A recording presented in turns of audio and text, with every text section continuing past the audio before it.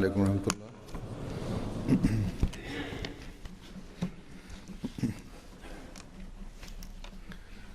اشہد ان لا الہ الا اللہ وحدہ لا شریک لہ واشہد ان محمدا عبدہ ورسولہ اما بعد فاعوذ باللہ من الشیطان الرجیم بسم اللہ الرحمن الرحیم الحمد للہ رب العالمین الرحمن الرحیم مالک یوم الدین ایاک نعبد وإياك نستعين اهدنا الصراط المستقيم صراط الذين أنعمت عليهم غير المغضوب عليهم ولا الضالين أيام معدودات فمن كان منكم مريضا على سفر فعدة من أيام أخر وعلى الذين يطيقونه فدية طعام مسكين فمن تطوع خيرا فهو خير الله وأن تصوموا خير لكم إن كنتم تعلمون شهر رمضان الذي أنزل فيه القرآن هدى للناس وبينات من الهدى والفرقان فمن شهد منكم الشهر فليصم ومن كان مريضا على سفر فعدة من أيام أخر يريد الله بكم اليسر ولا يريد بكم العسر ولتكملوا العدة ولتكبروا الله على ما هداكم ولعلكم تشكرون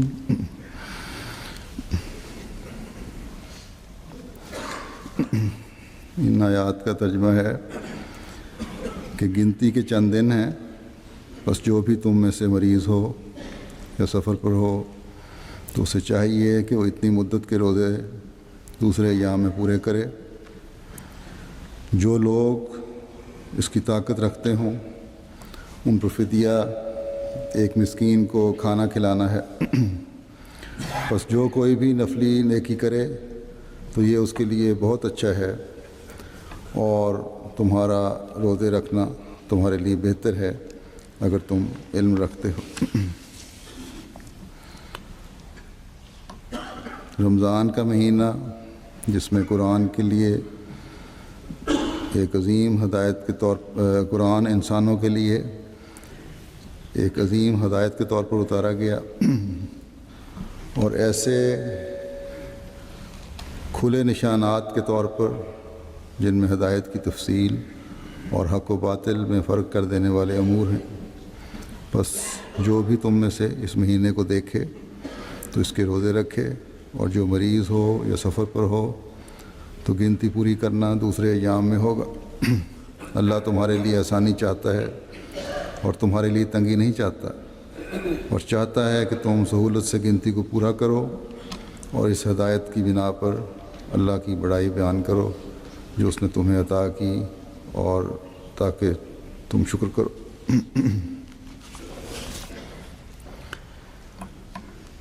گزشتہ خطبے میں رمضان میں روزوں کی فرضیت کا ذکر کیا تھا کہ اللہ تعالیٰ نے روزے فرض قرار دیے ہیں، جو ایک مجاہدہ ہے، اور مجاہدہ ہی ہے جس سے تقویٰ میں ترقی ہوتی ہے اور خدا تعالیٰ کا قرب حاصل ہوتا ہے۔ پھر اللہ تعالیٰ نے اگلی آیات میں جو میں نے تلاوت کی ہیں اس کی تفصیلات بھی بیان کی کہ یہ گنتی کے چند دن جو تمہاری تربیت کے لیے، تمہیں مجاہد بنانے کے لیے رکھے گئے ہیں، تمہارے لیے اس لیے فرض کیے گئے ہیں کہ انسان کی زندگی کا جو مقصد ہے، یعنی اللہ تعالیٰ کا عابد بننا، اس مقصد کو حاصل کرنے کی کوشش کرو۔ لیکن اللہ تعالیٰ اپنے بندے پر ظلم نہیں کرتا، وہ کہ روزہ ہر مسلمان پر فرض ہے، اور یہ ایک مجاہدہ بھی ہے، بعض دفعہ تکلیف بھی اٹھانی پڑتی ہے، لیکن ظلم نہیں ہے۔ یہ روزہ جو ہے تقویٰ کے حصول کا بہترین ذریعہ ہے، لیکن جو طاقت رکھتے ہیں ان کے لیے، اور اگر عارضی طور پر بعض مجبوریوں کی وجہ سے تم روزہ نہیں رکھ سکتے، مثلاً کوئی ہنگامی سفر آ گیا ہے، کوئی ایسی بیماری ہے جس کی وجہ سے روزے رکھنا مشکل ہے، تو فرمایا فعدۃ من ایام اخر، پھر دوسرے دنوں میں یہ تعداد پوری کرو۔ بس یہ خیال نہیں ہونا چاہیے کسی کو کہ میں بیمار ہو گیا ہوں یا سفر آ گیا ہے تو اس رعایت کی وجہ سے کہ ان دنوں میں روزے نہ رکھو، ایسی حالت میں روزے معاف ہو گئے ہیں۔ نہیں، اگر ایمان میں ترقی چاہتے ہو، اگر اللہ تعالیٰ کا تقویٰ دل میں ہے، اگر اللہ تعالیٰ کی رضا چاہتے ہو، تو جب صحت ہو جائے یا جو روزے ہنگامی سفر کی وجہ سے ضائع ہوئے ہیں، چھوڑے گئے ہیں، انہیں رمضان کے بعد پورا کرنا ضروری ہے، اور یہی ایک متقی کی نشانی ہے۔ بس اللہ تعالیٰ نے جو سہولت دی ہے، اس سہولت سے فائدے کا جواز اس وقت تک ہے جب تک وہ حالت قائم ہے جس کی وجہ سے سہولت ملی ہے۔ لیکن یہاں یہ بات بھی یاد رکھنی چاہیے کہ بیماری بھی ایسی ہو، حقیقی تکلیف دہ بیماری ہو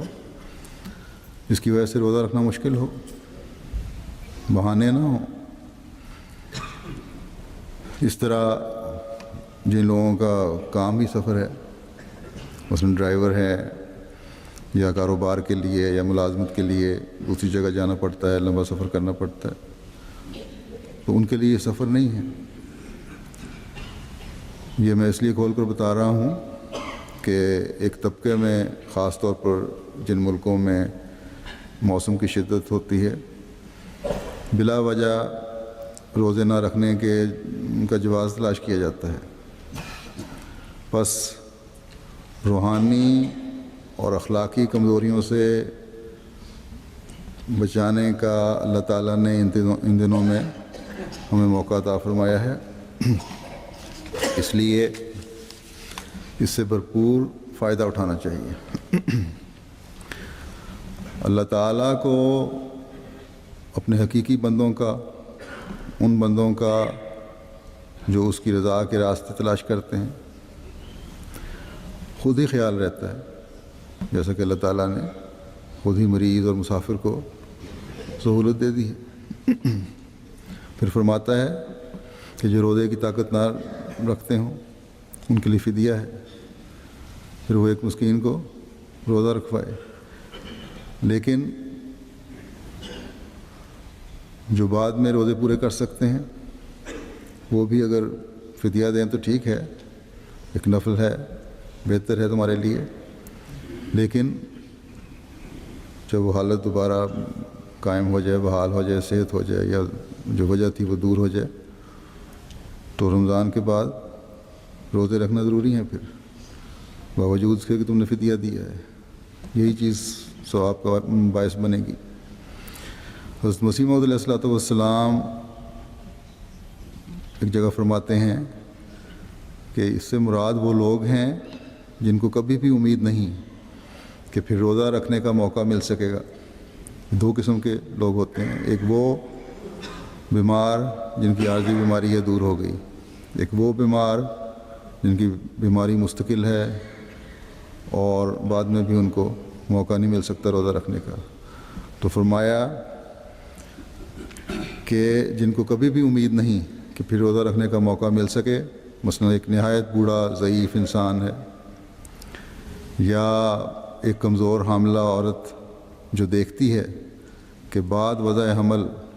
بسبب بچے کو دودھ پلانے کے وہ پھر معذور ہو جائے گی اور سال بھر اسی طرح گزر جائے گا، ایسے اشخاص کے واسطے جائز ہو سکتا ہے کہ وہ روزہ نہ رکھیں، کیونکہ وہ روزہ رکھ ہی نہیں سکتے، اور فدیہ دیں۔ اور کسی کے واسطے جائز نہیں کہ صرف فدیہ دے کر روزہ رکھنے سے معذور سمجھا جا سکے۔ بس یہ جو فرمایا حضرت مسلم صلی اللہ علیہ وسلم نے کہ صرف فدیہ دے کر، اس کا مطلب یہ ہے کہ عام حالات میں تھوڑی بیماری میں یا عارضی بیماری میں بھی فدیہ دیا جا سکتا ہے، اور یہی اللہ تعالیٰ فرماتا ہے کہ نفل کے طور پر تمہارے لیے بہتر ہے۔ بس اللہ تعالیٰ نے تقوی کے لیے روزہ فرض کیا ہے، لیکن اسلام کیونکہ دین فطرت ہے، اس لیے یہ سختی نہیں کہ کیونکہ تم نے روزہ نہیں رکھا اس لیے تمہارے اندر تقوی پیدا نہیں ہو سکتا، تم اللہ تعالیٰ کی رضا کبھی حاصل ہی نہیں کر سکتے۔ یہ فطری مجبوریاں جو ہیں اس سے فائدہ تو اٹھاؤ، لیکن یہ بھی تقوی مد نظر ہو، تقوی کے مد نظر ہو کہ ایسی حالت ہے جس میں روزہ ایک مشکل امر ہے، تو اس لیے روزہ چھوڑا جا رہا ہے، نہ کہ بہانے بنا کر۔ پھر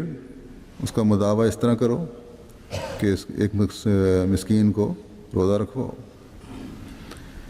یہ نہیں کہ بہانے بناتے ہوئے کہہ دو کہ میں روزہ رکھنے کی ہمت نہیں رکھتا، پیسے میرے پاس کافی موجود ہیں، کشائش ہے، غریب کو روزہ رکھوا دیتا ہوں، ثواب بھی مل گیا اور روزے سے جان بھی چھوٹ گئی۔ نہ یہ تقوی ہے اور نہ اس سے خدا تعالیٰ کی رضا حاصل ہو سکتی ہے۔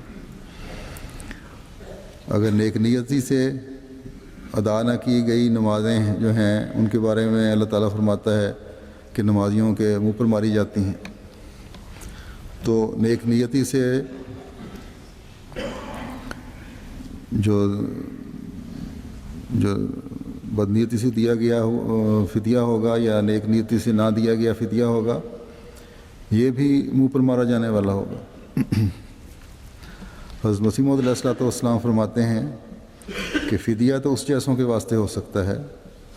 جو روزے کی طاقت کبھی بھی نہیں رکھتے، ورنہ عوام کے واسطے جو صحت پا کر روزے کے قابل ہو جاتے ہیں، صرف فدیہ کا خیال کرنا عبادت کا دروازہ کھول دینا ہے، یعنی ایسے پھر خود ہی راستے کھول دیں گے جہاں جائز ناجائز کی خود ہی وضاحتیں شروع ہو جائیں گی، تشریحیں شروع ہو جائیں گی۔ فرمایا کہ جس دین میں مجاہدات نہ ہوں وہ دین ہمارے نزدیک کچھ نہیں۔ اسی طرح سے خدا تعالیٰ کے بوجھوں کو سر پر سے ٹالنا سخت گناہ ہے۔ اللہ تعالیٰ فرماتا ہے جو میری راہ میں مجاہدہ کرتے ہیں ان کو ہی ہدایت دی جائے گی۔ پس جب انسان بہانوں سے نرمی اور سہولت کے راستے تلاش کرتا ہے تو دین سے ہٹتا چلا جاتا ہے۔ بس اللہ تعالیٰ کے اس حکم کو ہمیشہ پیش نظر رکھنا چاہیے کہ فمن تطوع خیرا فہو خیر اللہ وان تصوموا خیر لکم ان کنتم تعلمون۔ بس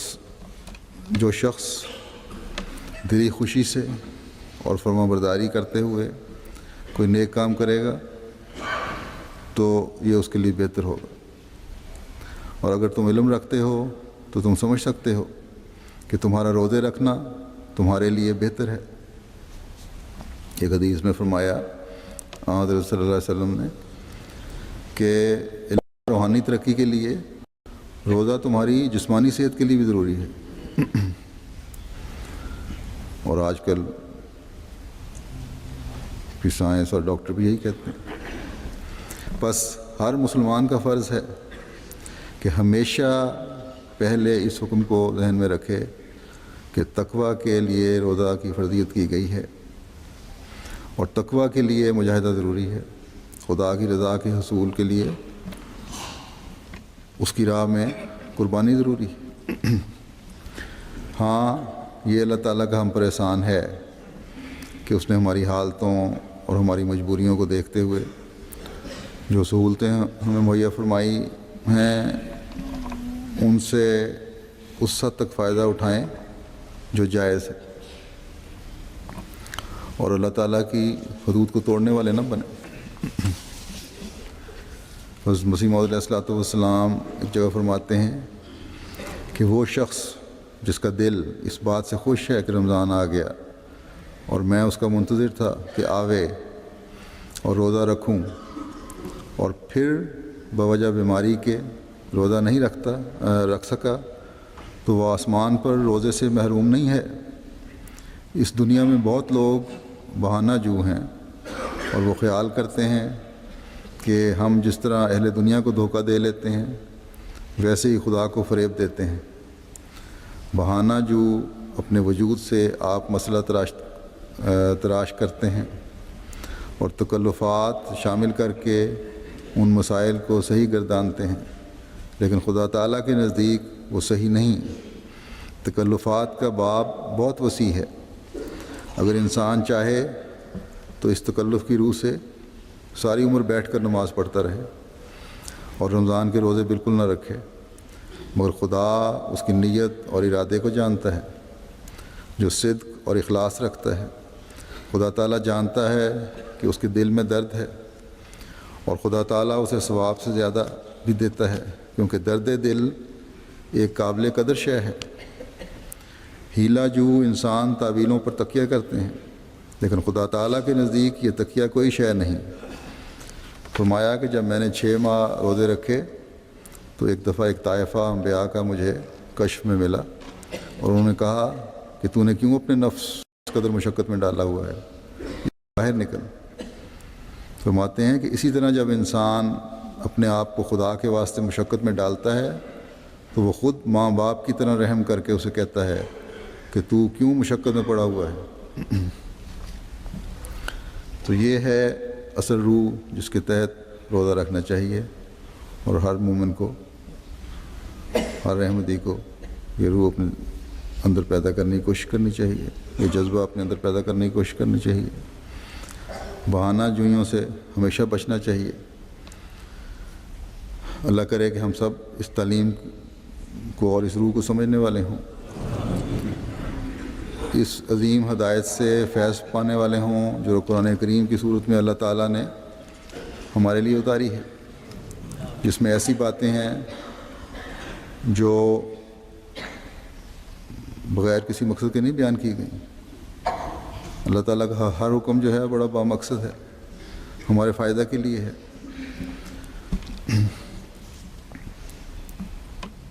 بلکہ اس نے احاطہ کیا ہوا ہے ان تمام باتوں کا جو روحانی اور اخلاقی قدریں بڑھانے والی ہیں۔ اس میں وہ باتیں بھی ہیں جو اپنے اندر ہر قسم کی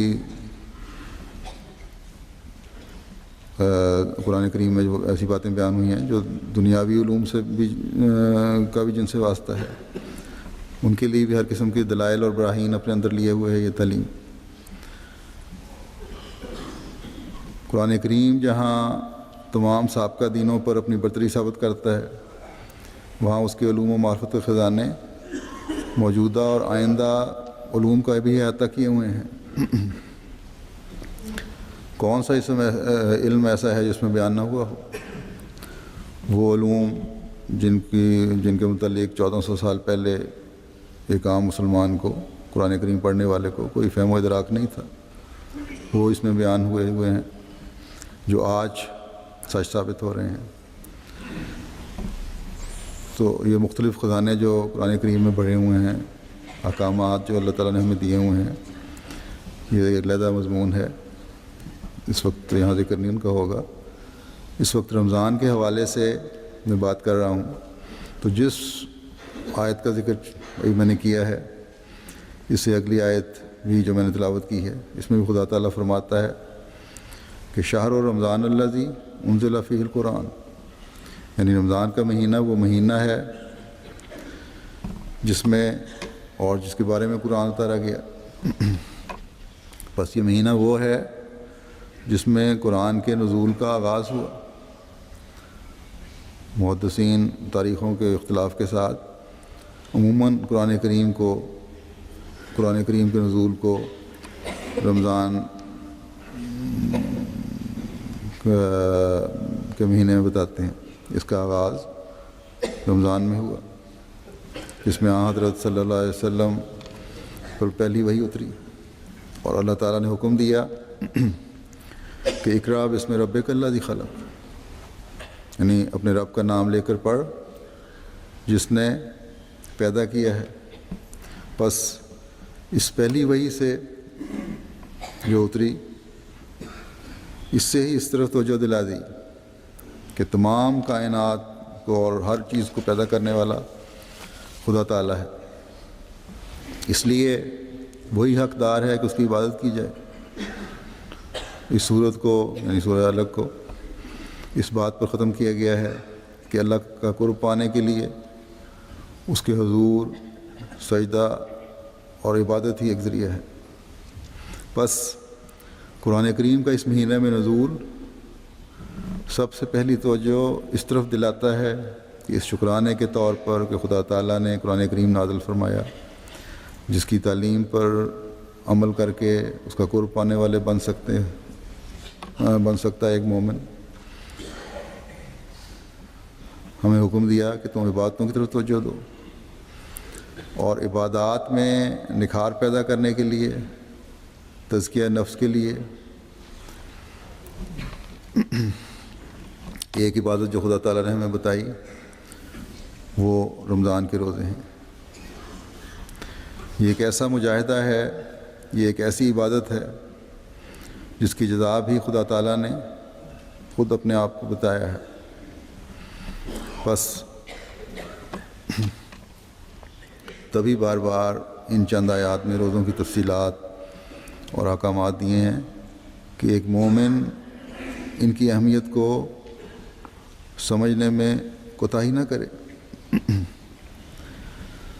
پہلی آیت میں بھی فرمایا کہ روزوں کی طاقت کسی وجہ سے اگر نہ ہو تو دوسرے دنوں میں پورے کر لو، لیکن روزے فرض ہیں۔ اس سے پہلے بھی فرمایا کہ تم پہ روزے فرض کیے گئے ہیں۔ اس میں پھر فرمایا قرآن کے نزول کا ذکر کر کے، اور یہ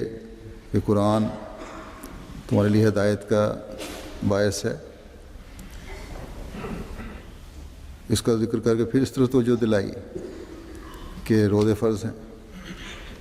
کسی وجہ سے نہ رکھ سکو تو بعد میں پورے کر لو۔ بس روزوں کی اتنی اہمیت ہے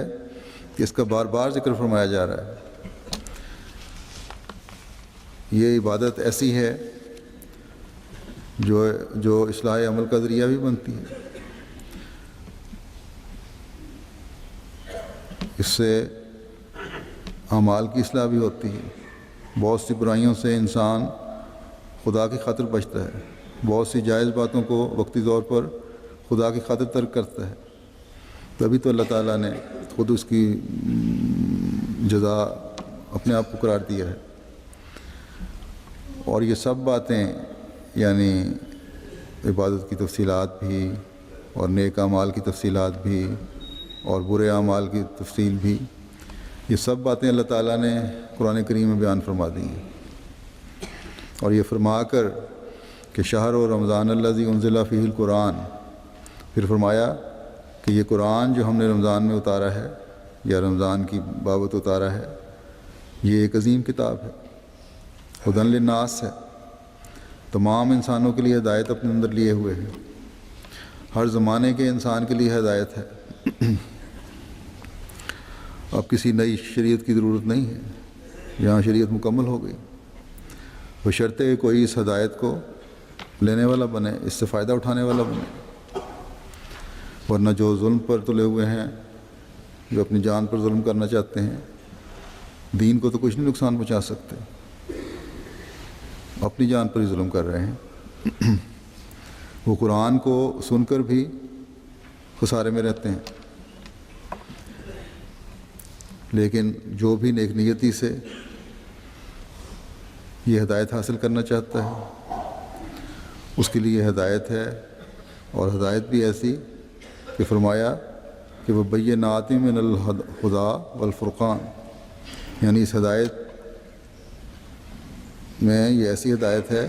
کہ جس میں حق و باطل میں فرق کرنے کے لیے دلائل بھی ہیں اور کھلے نشانات بھی ہیں۔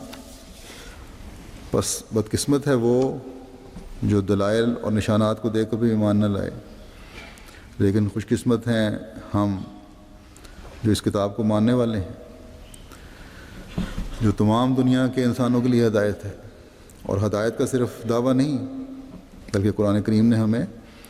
ہر ہدایت پر عمل کرنے کی جب نصیحت کی ہے، جب حکم دیا ہے، تو اس کی دلیل بھی دی ہے کہ اس کے فوائد کیا ہوں گے کہ حکم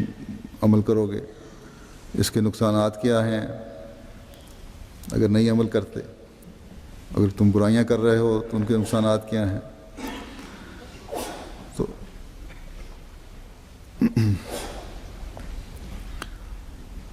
پھر یہ بھی خوش قسمتی ہے ان کی جو اس قرآن کو مانتے ہیں، ہماری جو ہم اس قرآن کو مانتے ہیں، کہ اپنے یہ قرآن جو ہے ہر قسم کی دلیل، اپنے حق پر ہونے کی دلیل بھی پیش کرتا ہے، اپنے آخری اور کامل دین ہونے کی دلیل بھی پیش کرتا ہے، شرعی کتاب ہونے کی دلیل بھی پیش کرتا ہے، اور باطل کو صرف باطل کہہ کر رد نہیں کرتا بلکہ تمام ادیان باطلہ کو باطل ہونے کے دلائل بھی دیتا ہے۔ پس فرمایا کہ جب ایسی کتاب تمہیں مل جائے تو اللہ تعالیٰ کا عبد بننے کے لیے تمہیں اپنے کوشش زیادہ کرنی چاہیے، عبد بننے کے معیار بڑھانے کے لیے تمہیں ان ہدایات پر عمل کرنا چاہیے جو اللہ تعالیٰ نے تمہیں دی ہیں، اور ان میں سے ایک یہ ہے کہ رمضان کے روزے رکھو تاکہ اپنے روحانی معیار کو بڑھا سکو، اور جب ان روزوں کی وجہ سے روحانی معیار بڑھیں، اللہ کا قرب حاصل ہو، تو اللہ تعالیٰ کی بڑائی بیان کرو، اس نے ہم پر جو احسان کیا ہے کہ ہمیں اس گروہ میں شامل کیا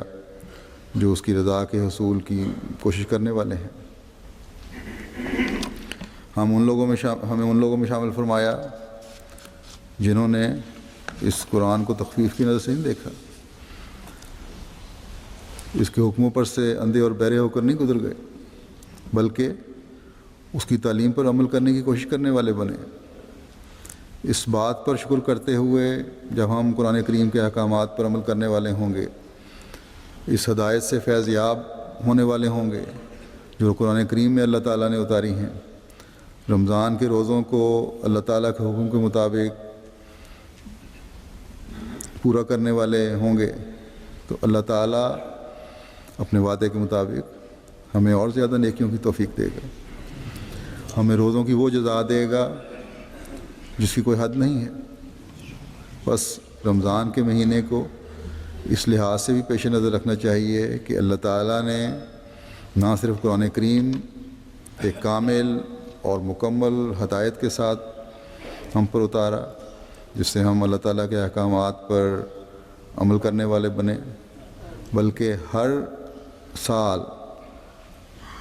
اس بات کی یاد کروا کر کہ یہ ہدایت تمہارے لیے اس ماہ میں اتاری ہے یا جس کا نزول اس ماہ میں شروع ہوا تھا، ہمیں اس طرف توجہ دلائی کہ جہاں شکر گزاری کے طور پر اپنی عبادتوں کے اعلیٰ معیار اس مہینے میں قائم کرو، روزے رکھو جو ایک مجاہدہ بھی ہے، وہاں اخلاقی قدروں کو بھی بلند کرنے والے بنو، ان تمام احکامات پر بھی عمل کرنے والے بنو تاکہ نفس کے شر سے دور ہوتے چلے جاؤ اور خدا تعالیٰ کے کا قرب حاصل کرتے رہو۔ حضرت مسیح موعود علیہ السلام ایک جگہ فرماتے ہیں کہ شہر رمضان الذی انزل فیہ القرآن سے ماہ رمضان کی عظمت معلوم ہوتی ہے۔ صوفیاء نے لکھا ہے کہ یہ ماہ تنویر قلب کے لیے عمدہ مہینہ ہے، کثرت سے اس میں مکاشفات ہوتے ہیں،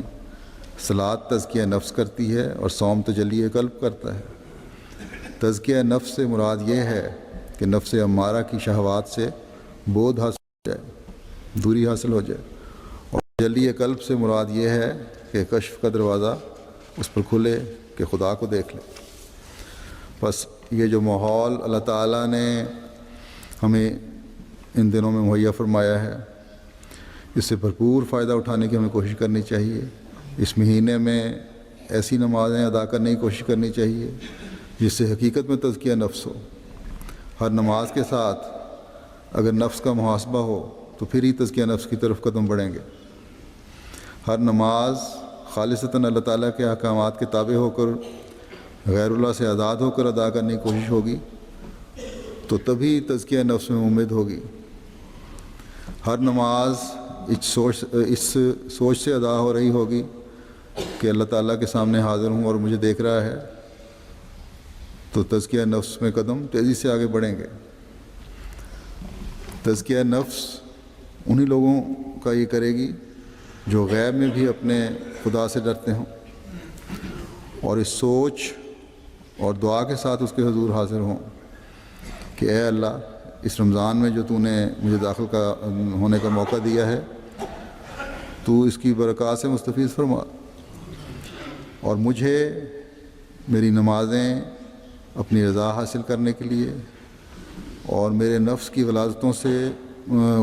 کو مجھ سے دور کرنے والی ادا کرنے کی توفیق دے۔ تو رمضان کا جو ماحول ہے اور نمازوں کی خوبصورت جو ادائیگی ہوگی اس میں،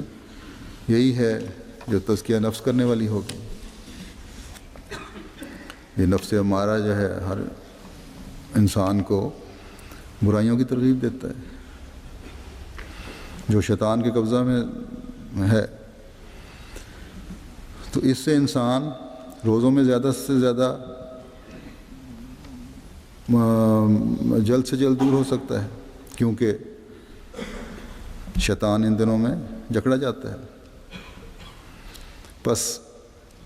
نمازیں جو خالصتاً شیطان سے بچنے کے لیے اور اللہ تعالیٰ کا قرب حاصل کرنے کے لیے ادا کی جاتی ہیں، یہ جلد انسان کو نفس لوامہ کی منزلوں سے گزارتی ہوئی نفس مطمئنہ کی منزلوں تک پہنچانے کا ذریعہ بنتی چلی جائیں گی، اگر ہم اس سوچ سے نمازیں ادا کر رہے ہوں گے تو۔ اور جب روزوں کا مجاہدہ اس کے ساتھ شامل ہوگا، جب نوافل اس میں مضبوطی پیدا کر رہے ہوں گے، تو پھر ہر ایک پر اللہ تعالیٰ اپنے آپ کو اس کی استعدادوں کے مطابق ظاہر کرتا ہے۔ انزل فیہ القرآن میں یہ بات بھی یاد رکھنی چاہیے کہ گو کہ نزول قرآن کی ابتدا اس کو پہلے بھی ذکر ہو چکا ہے کہ جب نزول قرآن ہوا تو اس کے بعد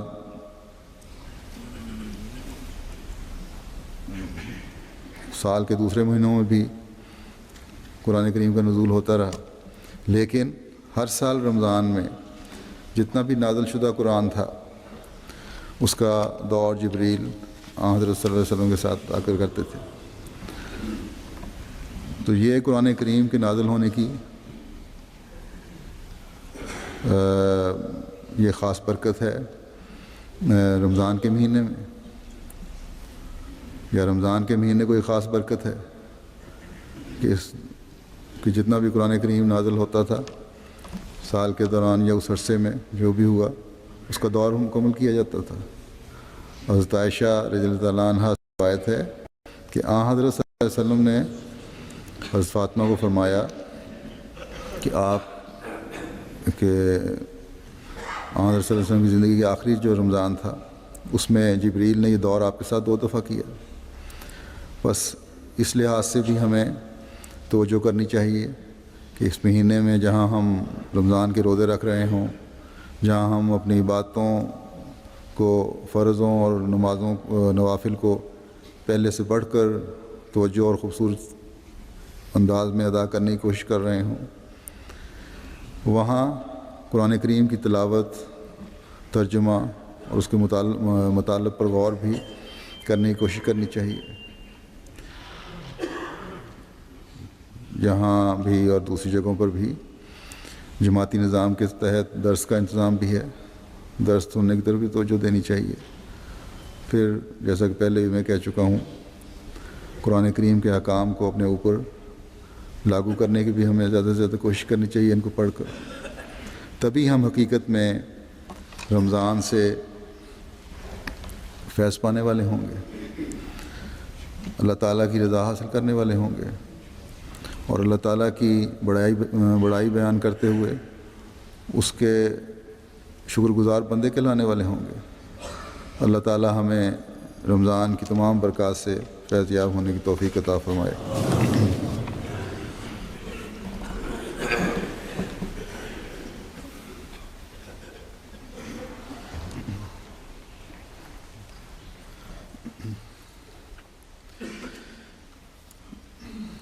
الحمد للہ